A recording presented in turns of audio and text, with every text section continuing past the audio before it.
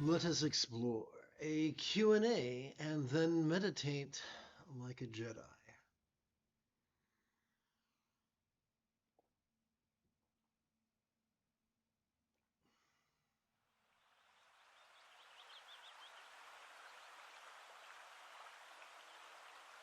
An individual asks, what to do with anger? This may be a simple question, but I don't think the answer is easy. I feel like I have a lot of anger inside me. I don't know where that anger comes from. I'm working on finding out. So let's start right there.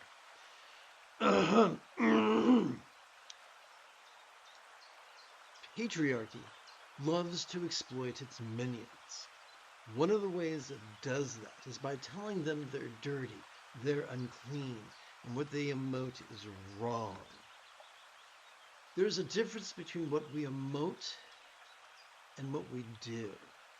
It's just me feeling annoyed with someone and refusing to give them the Heimlich maneuver when they're choking, or being annoyed with someone and still giving them the Heimlich maneuver when they're choking. If you give the Heimlich maneuver and save someone's life, although you find them annoying, that doesn't make you a hypocrite. It makes you a fully functioning adult.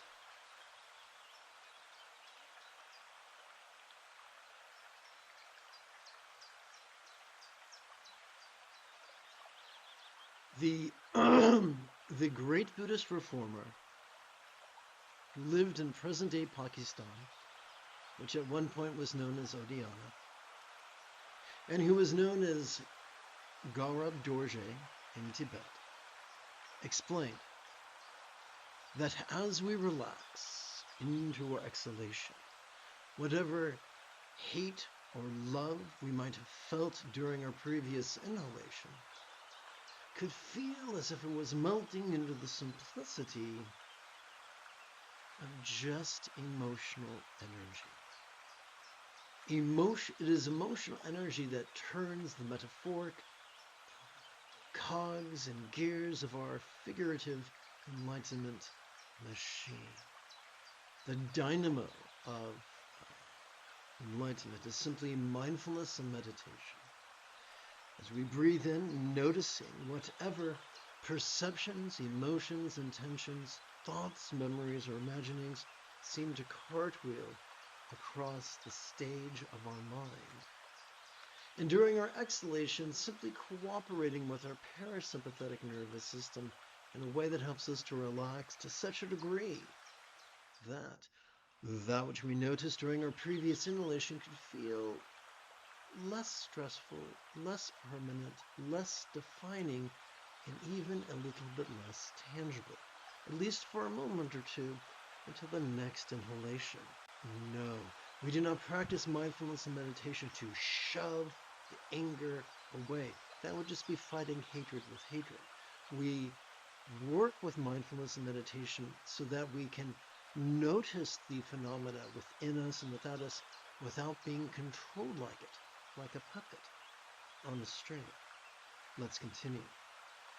So it is not our job to navel gaze and figure out why we're angry. Consider, if you will, the 6 F's.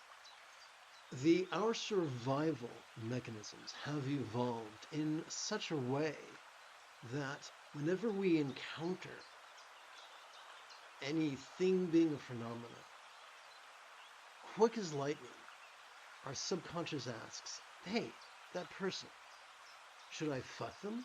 Should I feed on them? Should I fight them? Should I flee from them? Should I faint before them? Should I fawn over them? Our anger is a primary visceral response. As long as it doesn't define our choices and utterances and deeds, then it is just another form of mental energy.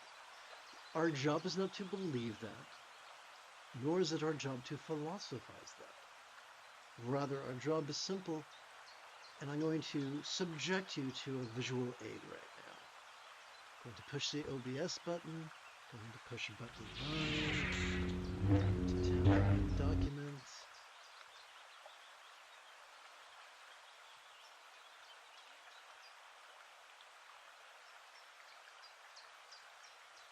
Every time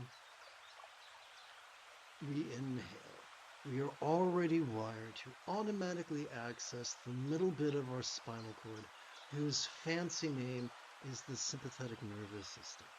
It has evolved to help us to notice in a very special way. It has evolved to help us to vulnerably, passively, viscerally, randomly, and fleetingly notice mind's antics of perception, emotion, intention, cognition, recollection, and imagination. Let's go back over here. Every time we exhale, we are wired to automatically access the tippy top and the bottom basement of that same spinal cord. Those two regions together are known as our parasympathetic nervous system.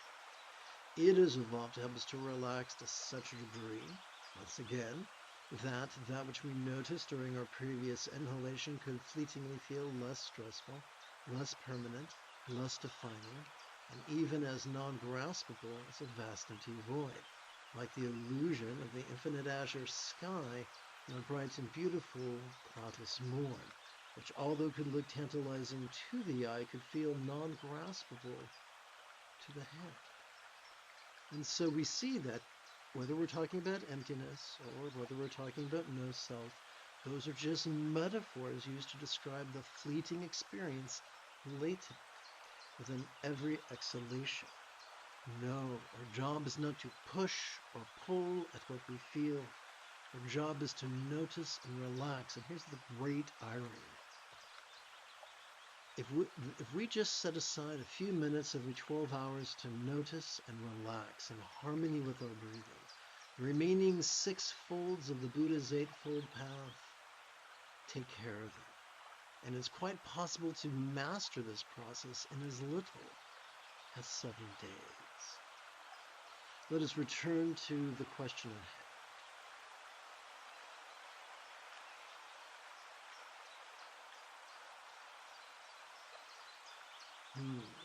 Here we go. I don't know where this anger comes from. I'm working on finding out. It doesn't matter. It doesn't matter if it's a past trauma.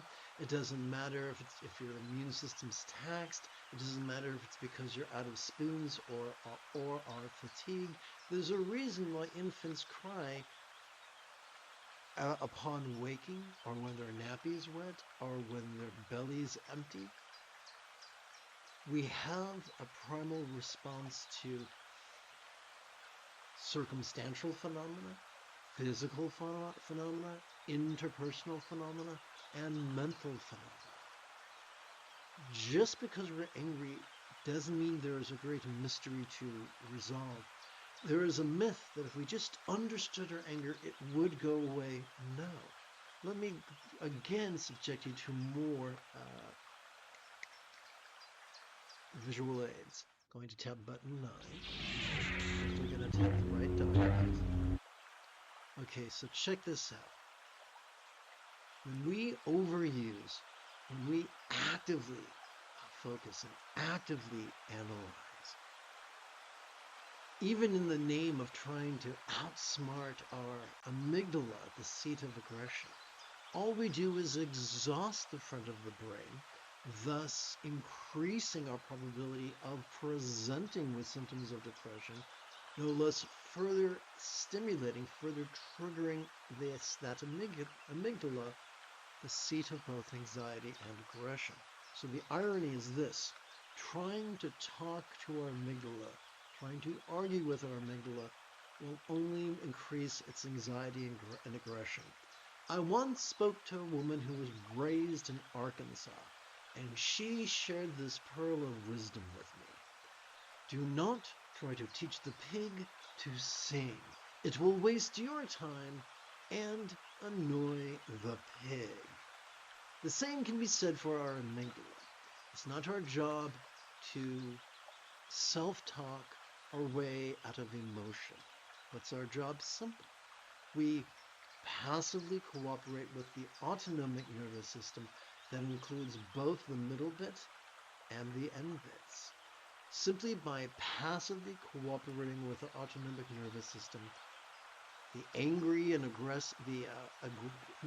anxious and aggressive amygdala is calm, and the empathetic anterior cingulate gyrus is gently stimulated. This does not come from belief. This does not come from theorizing. This does not come from self-talk. This comes from simply cooperating with our own factory-installed wiring. Having said that, let's go back to the opening question.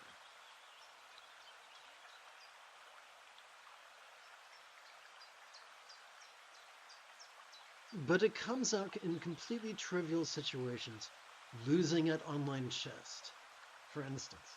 So, I am not a psychiatrist. I do not have a PhD in psychology.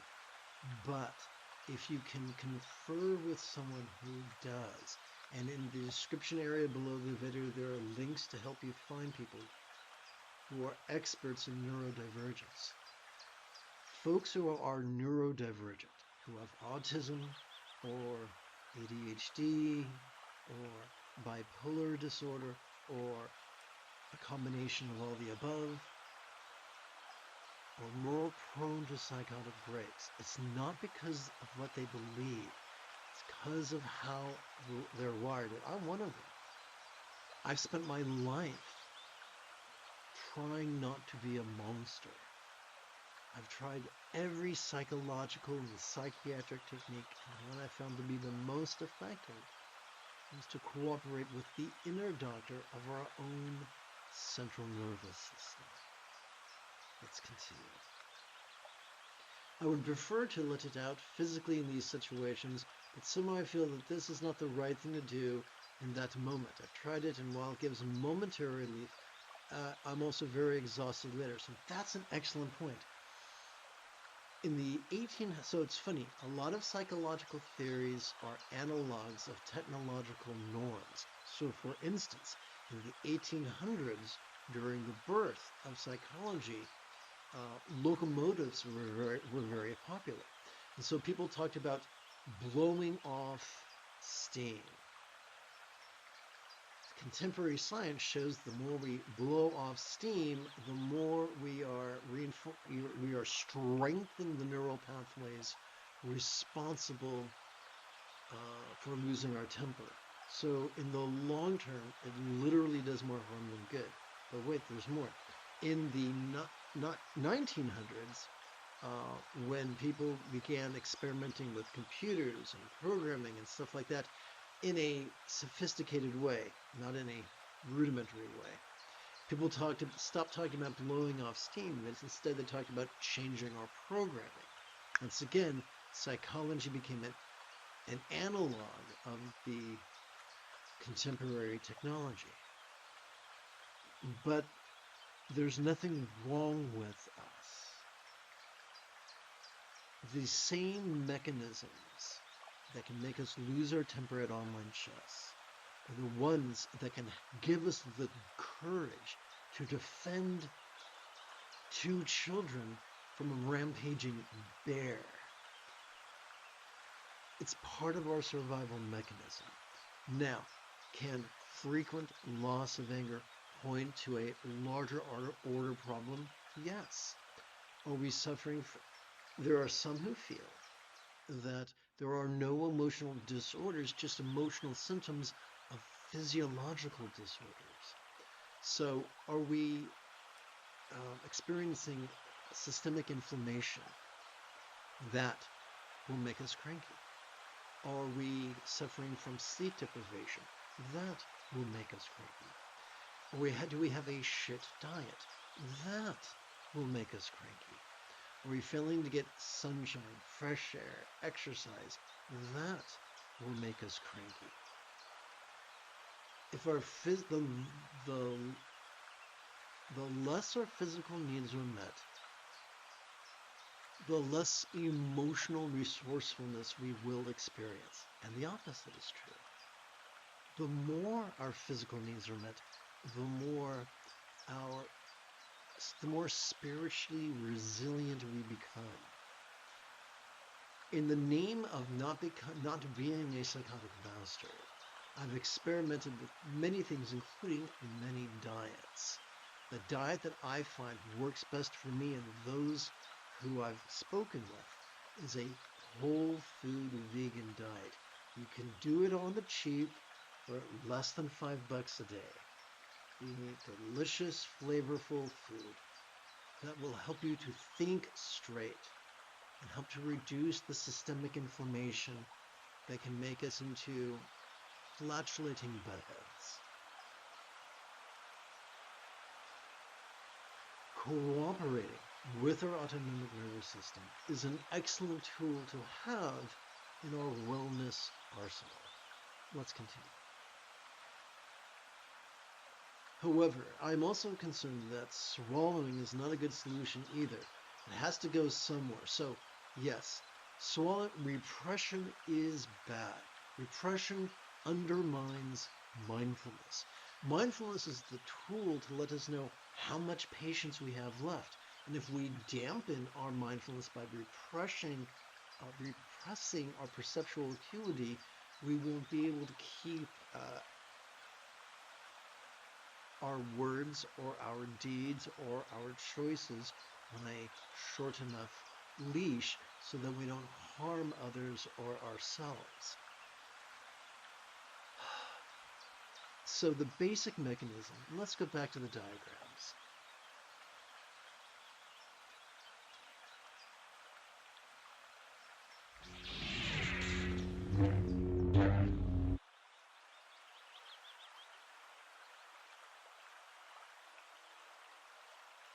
Chagdud Kondro taught that it's good to have a hook upon which to hang your hat.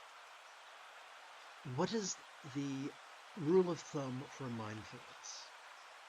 Every time we feel our chest swell with breath, silently and mentally recite the verb watch. What is the rule of thumb for meditation? Every time we feel our chest subtly sink as gently we exhale, silently and mentally recite the verb rest. The fancy pants explanation would be that the essence of mindfulness is watching the antics of mind. The essence of meditation is to rest in mind in the fleeting experience of mind's non-graspable aspect. So we can do this while sitting. We can do this while briskly walking around the block. And you'll be surprised how effective that is. Briskly walk for 20 minutes or 40 minutes or 60 minutes. Not only does it give us a harmless outlet for our anger, but it helps us to associate the anger response with the therapeutic act of watching and resting in coordination with our inhalations and our exhalations. And so for someone who struggles with ADHD and all the comorbidities, I can tell you from first-hand experience, this works really well. Don't take my word for it. There's a wonderful book you can probably find online called Walking Your Blues Away by Dr. Tom Hartman, PhD, and it's a good book. Is it perfect? No. But is it good? Yes. Or you can just put these ideas to the test in the laboratory of your own body and mind and circumstance. I mean, you'll be hard-pressed to find a doctor who will say, no, don't walk around the block. And if you are a woman and you are understandably concerned about taking a walk around the block at night, then make an agreement with your partner and say, listen, when I'm feeling cranky, I don't want to take it out on you like a Rottweiler with a chew toy. I want to do brisk walking meditation. I don't want to get mugged. So would you please walk with me in silence while I'm doing brisk walking meditation? And 9 times out of 10, your partner will say, of course. I mean, what's the choice? Go for a walk or be used as a chew toy? I prefer walking. How about you? So I want to double check and make sure I've answered all the questions put to me in that posting. Let's see, I'm going to tab button 8. Okay. How can I best deal with it? Is it okay just to feel it until it is over, or should it go somewhere? Excellent idea. So,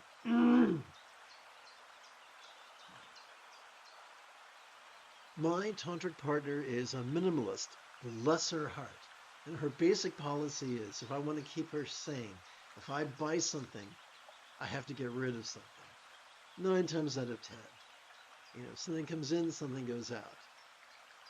I'm concerned one day I'll wake up and I'll find that I've been Velcroed to a furniture dolly and I'm way outside on the curb. But the minimalists have a good point. However, emotions aren't furniture. It's not our job to track our emotional inventory. Think of it this way. You and I are sitting sweet in the audience of a theater. On the stage, an actor comes out, says their lines, and then walks off stage. It's not our job to be the producer or the director or the playwright or the thespian. We're just the bloke what sits in the audience, sucking on a piece of hard candy, watching the actors and listening to their lines. That's it. When the actor goes off stage, they're no longer our business. So what goes on backstage or in the wings as an audience member is none of our business. All that matters is what we're experiencing in the moment. You know, what's going on stage. So, in short, persist with watching and resting in harmony with our inhalation and exhalation. That is all that is required for us to be happy, healthy, and well-adjusted. For us to be the people that our dogs already think we are.